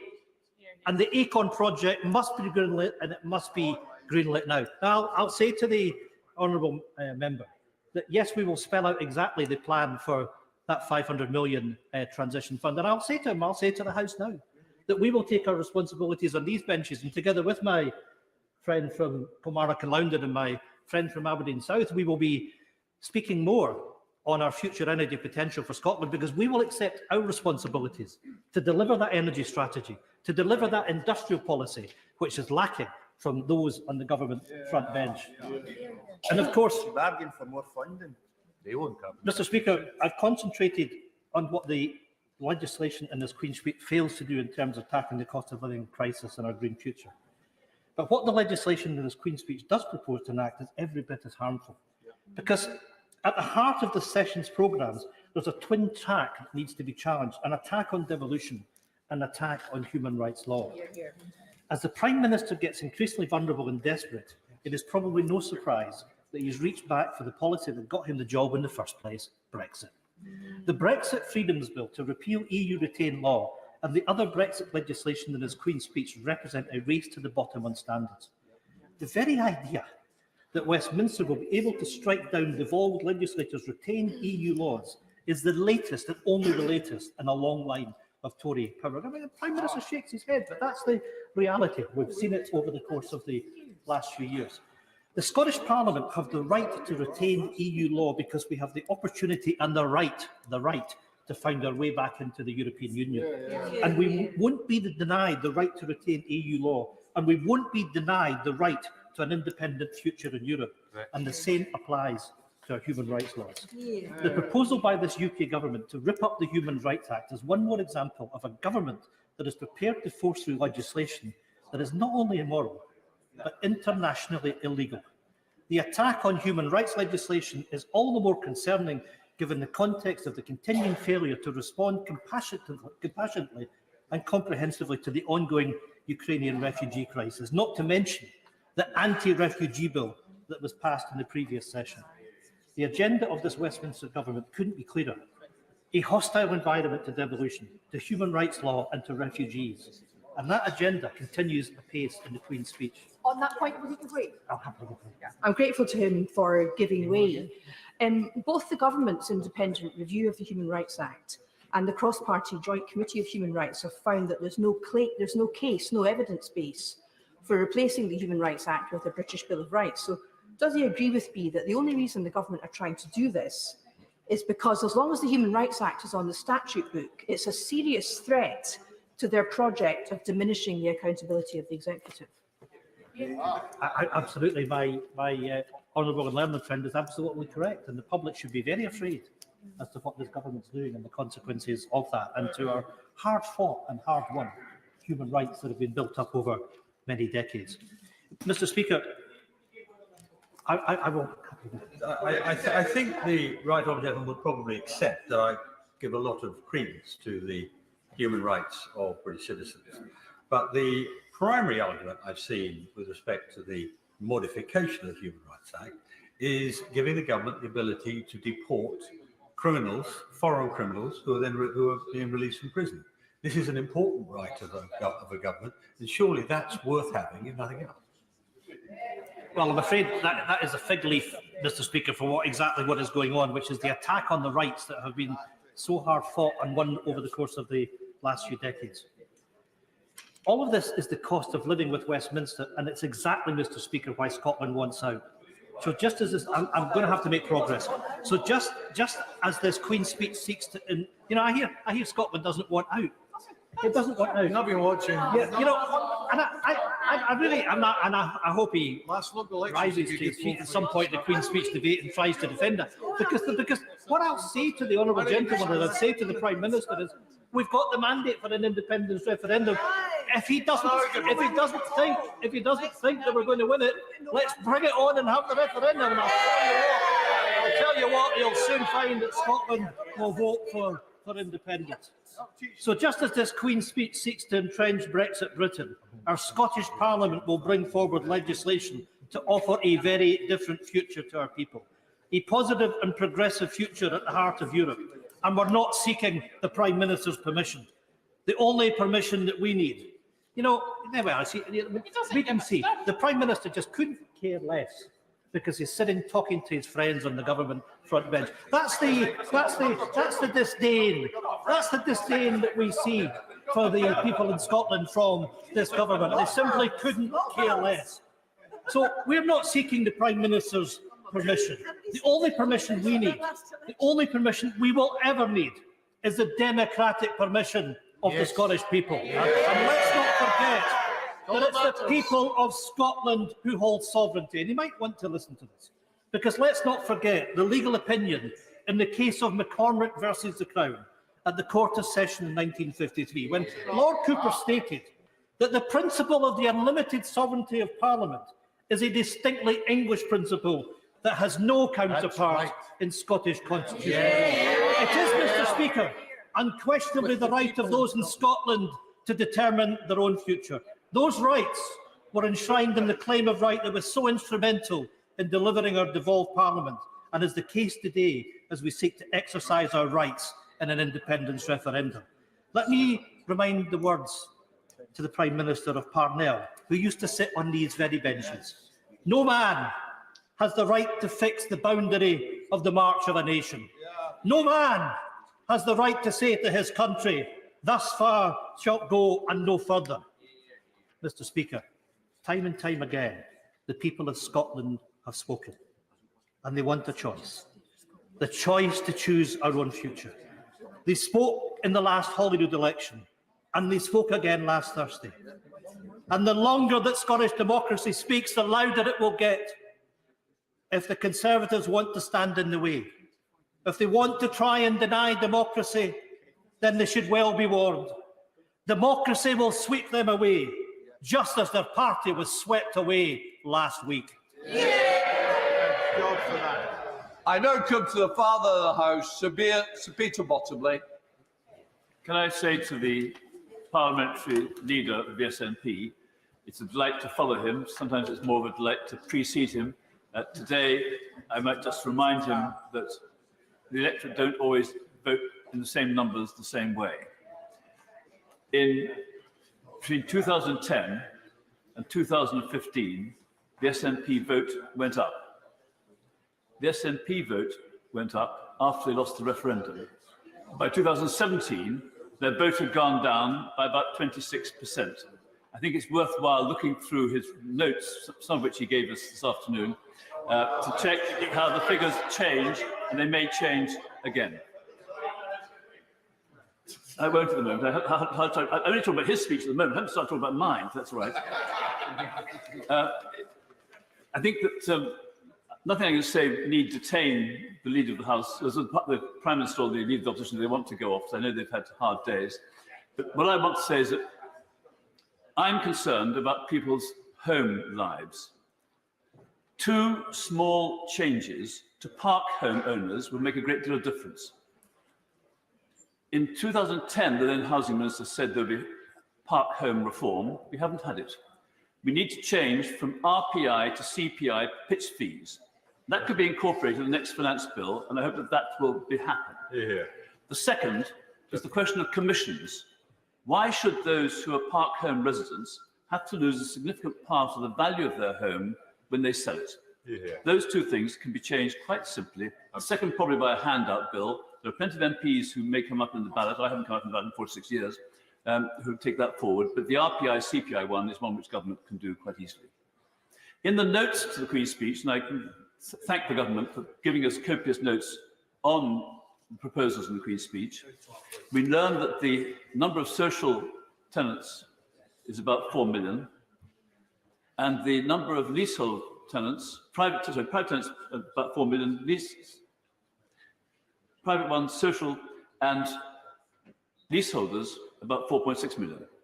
And the fastest growing proportion of home occupation are leaseholders. We won't get decent information from the last census, because the only choices people could put down was they owned their home or they were a tenant. And when I asked people what a leaseholder should say, I wasn't given a clear answer. People think they own them. They might have said, I own them. They're wrong. If they put down a tenant, they might have thought, I'm not actually, I'm a leaseholder. Why the people who compiled that census question couldn't actually wake up to the fact there are 4.6 million households, actually there are probably about 6 million to be complete, but let's take the 4.6 million. Why do we have our Office of National Statistics and our Department of What's now levelling up, allowing a question which doesn't allow accurate answers and totals to be given? Then on leasehold, the Department of Housing, Levelling Up, over the years has commissioned the Law Commission to make reports on what would make life easier, fairer and cheaper. We haven't had that legislation put forward. There are words about how something will happen in this Parliament. We know that uncontroversial legislation often comes into the last expected year of a Parliament and often can be lost if the election comes early. Let's assume the election is likely to come in May 2024. Will those 4.6 million leaseholders still be left hanging on the chance of the legislation not getting through both houses of Parliament when it's been proposed? I asked the government to try to make sure that they get that legislation ready for the next session and get it through early as a priority. I suspect they could start in the House of Lords and get it through to the House of Commons fast, rather than having the controversial stuff starting here. I've spent about 15 years following others who've been doing it for longer in trying to get justice for leaseholders. The number of crooks in the field, the number of exploiters, the number of heartless people, the sort of people who one could use parliamentary privilege on quite justifiably, need to be held back, and the ordinary people need to be brought forward. We heard in the debates on the Building Safety Bill how many people were stuck and how government eventually came round to making changes which are very welcome. On the fire safety defects, we know we have to find the problems, fix the problems, fund the problems, and then get the money back from those who haven't yet coughed up. I want to turn lastly, if I may, just to planning. Someone has started a petition, parliamentary petition number 611113, about banning development on farmland. That petition has been signed already in the last week by over 700 of my own constituents, let alone the many others. The person who wrote to me, who's not actually one of my constituents, said a migrating bird coming to the south coast might start thinking, I've got to the coast, I can rest. If you have a solid wall of housing between the south coast and the South Downs, you've got to go on miles more. That shouldn't be happening. And I put this particular plea through the Prime Minister to the Secretary of State for Levelling Up on the planning appeal, the appeal against the planning decision for a judicial review granted by the High Court in the last few days, where the Department for Levelling Up had one inspector who was about to approve the protection of the Goring Gap, Chatsmore Farm, between Goring and Ferring, one in Worthing, one in Arran District Council. That inspector was about to approve the protection of this area when a second inspector, much to everyone's surprise, allowed the building of over 400 homes on one of the very few agricultural fields between the South Downs and the coast on the west side of Worthing. That decision is now to be heard in the High Court. I asked the government to decide they will not oppose the application for judicial review, not oppose the overturning of the decision, cancel the decision, or at least let the court cancel it, and say they will never again allow two inspectors to toss a coin for development of major farmland in one of the very few areas in a built-up area. I would say that if we want local democracy, we need to trust local councils, but even if we can't trust local councils, and I frankly do, we can't trust a department, inspectorate, which allows two inspectors to make decisions which are incompatible with each other's responsibilities. I know that the political success of the Labour Party in Worthing will lead to a new leader of the council, but I'm delighted that the present leader of the Labour group on the council came to the Goring Gap at my invitation to make a speech in favour of asking government to solve this problem. I hope the leader of the opposition, who's visited on a couple of times, once telling people and the other time not telling people who's coming, and not telling, don't mind not telling me, he didn't even tell the Labour Party he was coming. He wanted the photograph. But things have changed since then. Let's hope that government can see sense and protect the Goring Gap, the Chatsmore Farm, and local democracy. Dave McHillier. Thank you very much, Mr. Speaker. And Mr. Speaker, we've got finally the Queen's speech, 30 bills, and what the Prime Minister calls fiscal firepower. Well, I can't see that fiscal firepower in what's being done to support our constituents. And I fear that many of these 30 bills are like so many of recent government policies, mere headlines, or worse, dog whistle headlines that appeal to a certain section of our electorate but do nothing to solve the real problems that our constituents face. I should declare at the outset, Mr. Speaker, that I am a leaseholder in a property that is having cladding removed, and I concur completely with the honourable member for West Worthing about the challenges for that group of people and for leaseholders more generally. And it is disappointing that we still have so much work to be done on leasehold reform. But in Hackney South and Shoreditch, as in many constituencies up and down the country, we need real support for the people who've been left behind. In my constituency, we see a huge challenge with 1 in 2 children living in poverty after housing costs are taken into account. And in London, we know that 60% of households in poverty are working households. That's an increase from 44% only a few years ago. And it's a reflection of the low pay that too many workers are paid and the high housing costs in constituencies like mine. So we all know that employment is a huge opportunity, but it is not a route out of poverty on its own for many people in London because of these high living costs. And that cost of living crisis is not just hitting those in constituencies like mine with those high prices, but biting everybody, biting now those who are just about managing, those who are on good incomes, but hitting huge increases to their fuel bills. And we know the government's response to that has been from the Klarna Chancellor, lend the money now and people have to pay it back later, further indebting particularly the poorest households. So we need much better support for those left behind. And the government talks about levelling up, but in Hackney, we don't see much of this levelling up fund. We are the 7th most deprived local authority area in the country. But in the government's approach to levelling up, Hackney counts as priority 2.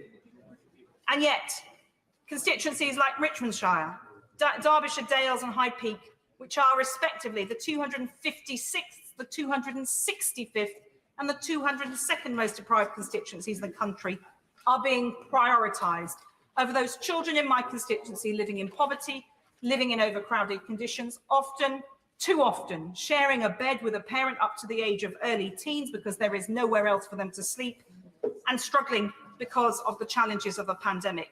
They need support, and we must make sure, and this government needs to hear, that levelling up isn't just about levelling up in between different regions of the UK, but in parts of London within our amazing capital city. And of all people, the Prime Minister, who had the honour of serving as the elected Mayor of London, should be aware of that. And it is a shame on him that he is not tackling this head on. We need much better support, Mr. Speaker, for housing generally. I have more private renters in my constituency than I have homeowners, and more social housing tenants than both of those combined. And all have real problems. And the government is finally unveiling its renters reform bill, something that we're all keen to see. But just abolishing no-fault evictions isn't enough to solve the challenges of where people can live. You cannot live now in the private sector and grow a family, because even with no-fault evictions being abolished, if that does eventually happen, it doesn't make it a stable home, with rents escalating at the whim of the landlord. I give way to the honourable gentleman. Very grateful, Mr. Speaker. Doesn't she understand, though, this gracious speech is all about levelling up and giving people more opportunity, and there needs to be a surge of private investment into these places with better paid jobs and better skills training and better education. That is the whole point of it, and will she support that?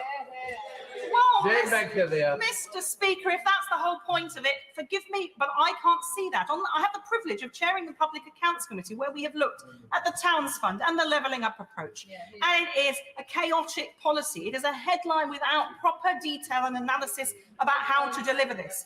Only the Bristol area has seen economic growth outside London over many decades now. It is a challenge for every government, but the idea that headlines saying it's going to happen are actually going to deliver is just for the birds. And we see this huge increase in private renters, and yet no real support for them. Where is the security? If you cannot afford to buy your own home and you cannot qualify for social rented housing, which in my constituency is in massively short supply in any case, with hundreds, thousands of families living in massively overcrowded conditions. We've all been on the doorsteps a lot in the last week, Mr. Speaker, and it's a privilege to always to meet constituents. But when you keep meeting constituents who you knew when their children were toddlers, whose children are still living, sharing the bedroom, 2 or 3 of them, while their parents live in the living room, and those children are now young adults, it's not good enough. There is no hope for those people, because the government and these proposed bills do nothing to enable councils to build that important social rented housing, give better rights to renters, and provide a proper stepladder to purchasing your own home. Every policy so far has fueled the equity in those who already own their home, rather than giving a real leg up to wannabe first-time buyers in constituencies like mine, where a 2-bedroom modern flat, as I've said repeatedly in this House, Mr. Speaker, but I repeat it again, on the market for around £750,000. That's just for a 2-bedroom leasehold flat. And as of June of last year, the median house price in the constituency was £600,000. But there aren't many. I'd be struggling to find a property for that price in many parts of my constituency. But that's a huge increase, 9.1% over the past 5 years. A house in Hackney costs more than 16 times the average Hackney salary. And that's not, and you know, Hackney has a range of salaries, though there are a lot of people at the poorer end. And 1 in 35 people in my constituency are recorded officially as homeless or in temporary accommodation. But that doesn't include those overcrowded ones, those who are overcrowded because there's no space for them to go, and those with no recourse to public funds who can't possibly afford to rent privately, even though they're working, and certainly could never buy. And rents, as we all know, are very, very high.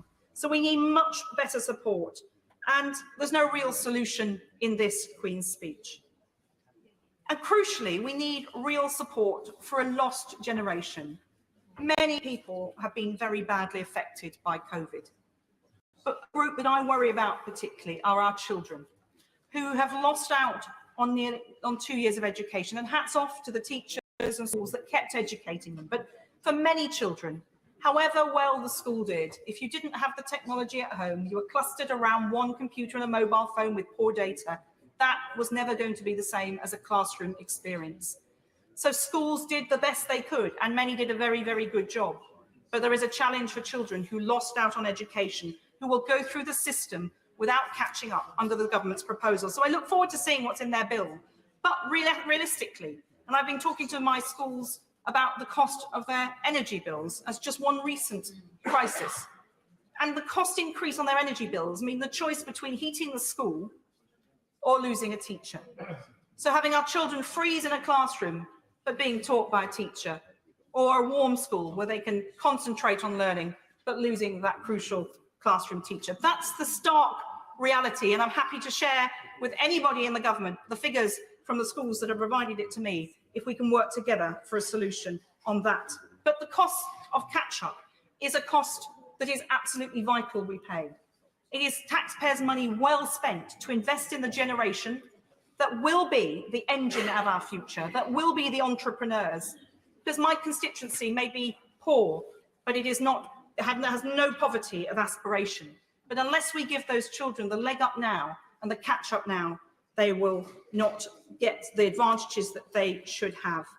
And we've seen the complete failure of the tutoring scheme, which my cross-party committee highlighted as a concern very early on. We said, where are these tutors that are going to go in and tutor? And of course, that contract has been axed. So we still need a lot of support. We're seeing children in years 7 and 8, according to teachers in my constituency, having to be taught how to do decent handwriting because they missed those crucial years at primary school. Pupils in years 7 and 8 losing out in some areas because the qualified teachers are focused on the exam years. And we all want our children to succeed, and the government needs to make sure that school funding is properly resolved. It's fallen in average terms, in real terms per pupil, by 1.2% for the most deprived fifths of schools, but increased by nearly 3% for the least deprived fifths of schools. Is this levelling up?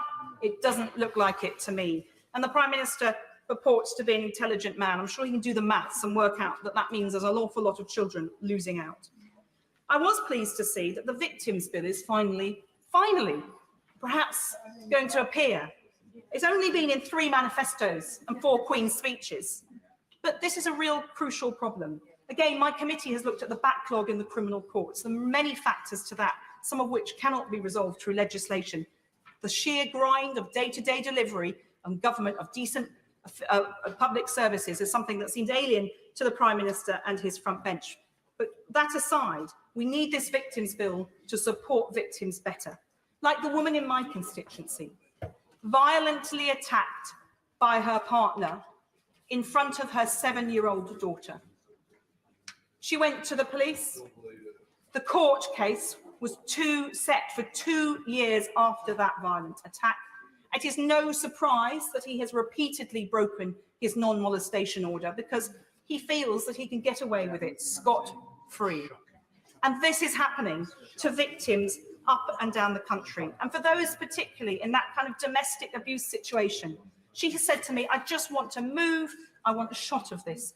I don't want to be reliving this, nor do I want my daughter to relive this over the next 2 years. And if the Victims Bill is to mean anything in terms of domestic violence, it needs decent options on alternative housing for those who are victims, because that's so often the break that those people need, and they cannot get it. In my constituency, with such a shortage of housing, that is a huge and ongoing issue. I'll give way to the honourable gentleman. To the shortage of housing, and we need to get more houses delivered. So will she be supporting the reforms to the planning system that have been incorporated in today's Queen's speech? Mr. Speaker, I will support anything that delivers the housing. I haven't had a chance to look at the detail. I think we do not yet know all of the detail. But absolutely, in my constituency, if there's a bit of land and nothing's moving on it, we are looking at it as an option for housing. But we cannot fit everything into an inner city London borough. We need a better balance of housing, but we do definitely need that more affordable housing. And in a constituency like mine, we need more socially rented housing because the other options are not real options for people. People who've been housed in temporary accommodation in other boroughs outside of my constituency often want to move back. When they're on a 5-year lease, I say to them, that is, at the moment, the current situation, thanks to this government, often the best you'll get. But when the rent is as high as it is in the private sector, they worry because they cannot survive without some benefit top-up if it fits in with the housing benefit cap. And so they are stuck in a terrible cycle of never being able to have a permanent home. I just wanted to touch on a couple of other issues that have been raised in a lengthy Queen's speech. The Prime Minister, Mr. Speaker, talks about Brexit being done. Well, Prime Minister, you know and I know that it's not done, is it? It's far from done.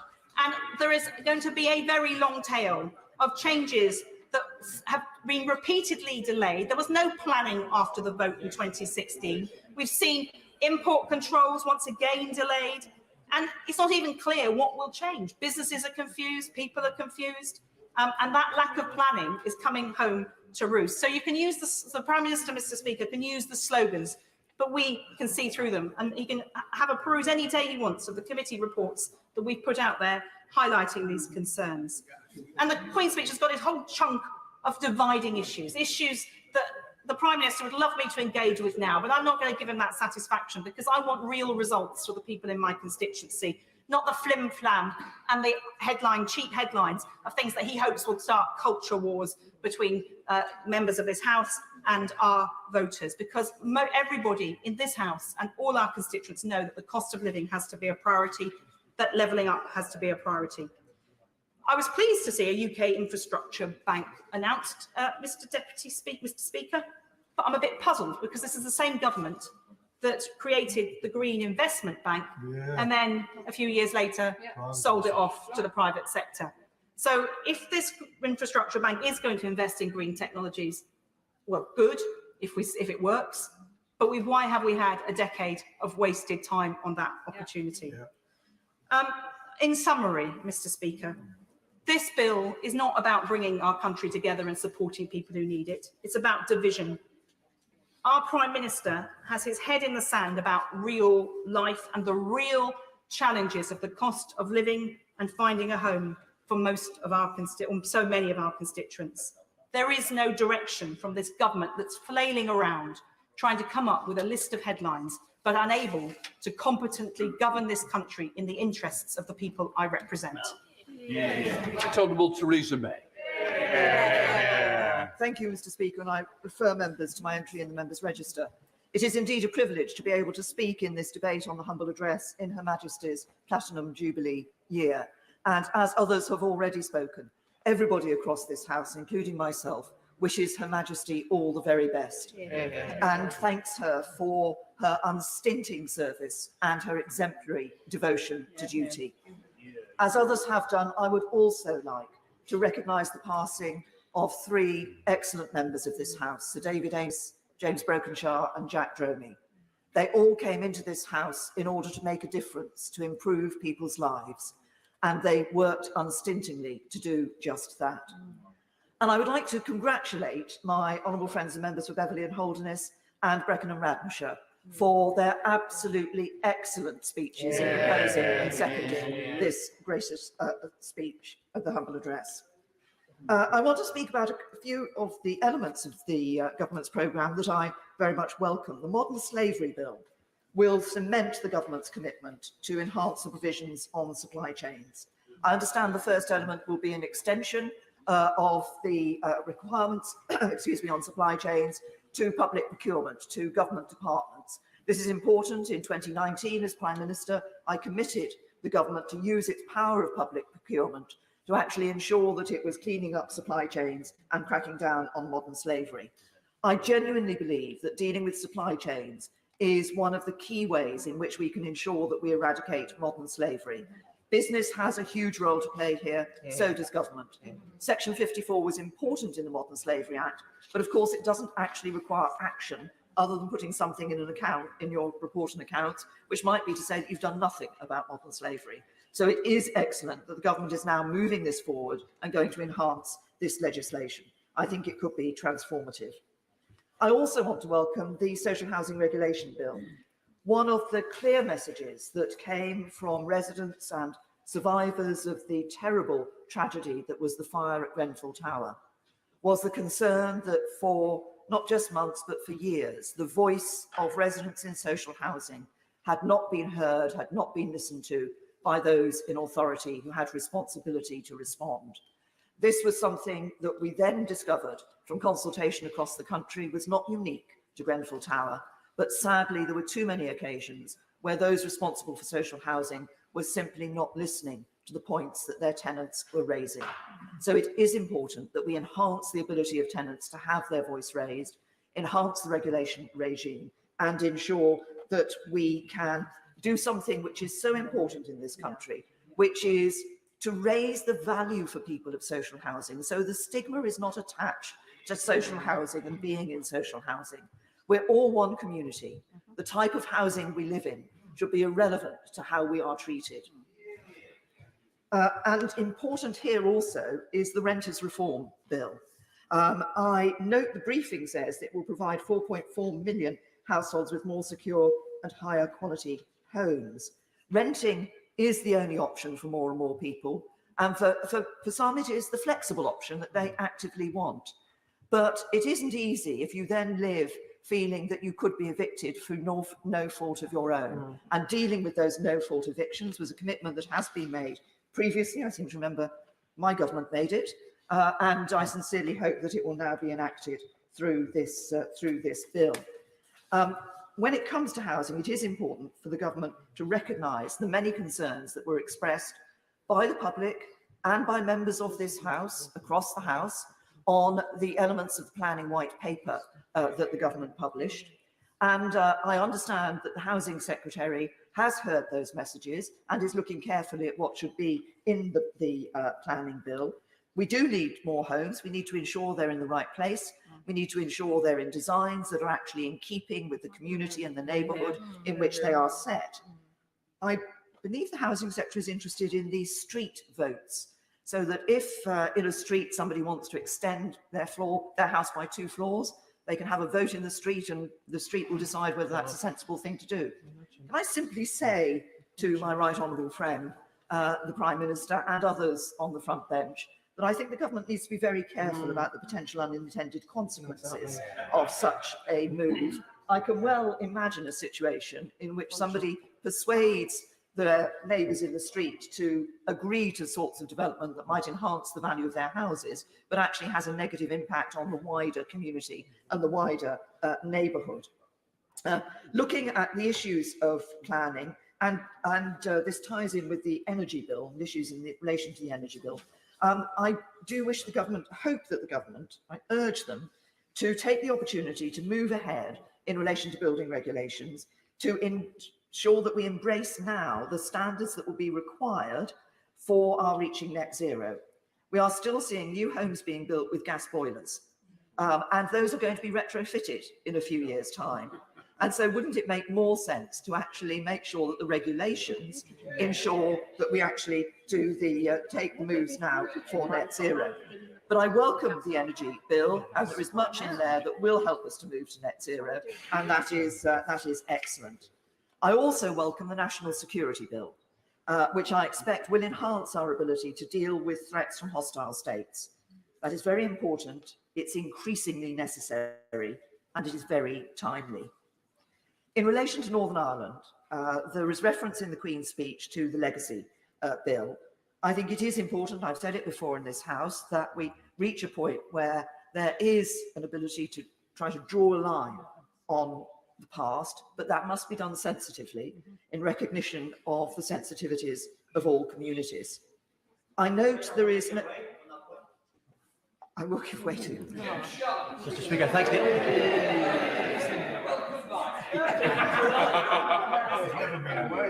I think there's an explanation there. I was at the Nigerian embassy getting my pass so that I can go to Nigeria at the end of May. Can I ask the Honourable Lady? It's really important for my constituents, those who have lost loved ones.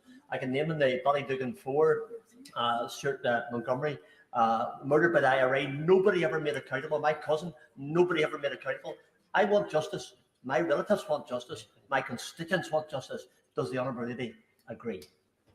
Can I say Theresa May? I say to the honourable gentleman, we welcome him back to his place in the chamber. That is why I say it is important that these issues are addressed sensitively.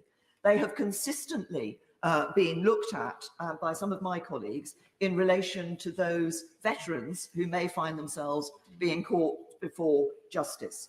But what is important is that people who did lose loved ones during the Troubles, and the majority of those losses will have been at the hands of terrorists, but who did lose loved ones during the Troubles, are able to feel that sense of, first of all, actually understanding what has happened and being able to know what has happened. And I think this is one of the things that is driving the government's intention in relation to this bill. And they will want to be able to feel some sense of closure, which they have not been able to see for so many years. I note that there is no reference to what has been referred to in the papers as a bill in relation to, and I'm going to use the word, the Northern Ireland Protocol, and possibly to varying the terms of the treaty unilaterally. Can I say to my right honourable friend, and he will not be surprised if I say this, that I do not feel that that would be the right move for the government, that I think the government needs to consider not just some immediate issues, but also the wider sense of what such a move would say about the United Kingdom and its willingness to abide by treaties which it has signed. I will give way to the right honourable.